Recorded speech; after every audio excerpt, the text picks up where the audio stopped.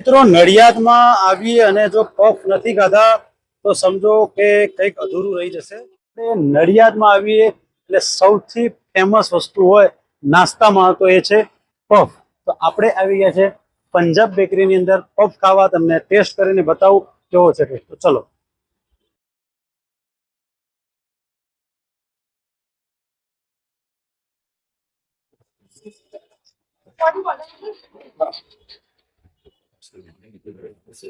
મિત્રો ગરમા ગરમ પફ છે અને થોડો ઠંડો કરવો પડે.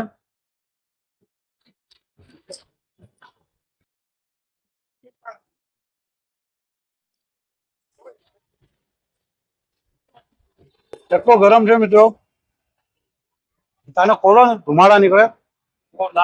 અહીંયા લાઈવ પફ બનાવવામાં આવે છે અને લાઈવ જ લોકોને આપવામાં આવે છે. એની ટાઈમ ગમે જ્યારે આવો, અહીંયા ટ્રાફિક જ હોય છે. તમે પણ આ પફ ખાધો કે નહીં કમેન્ટ કરજો.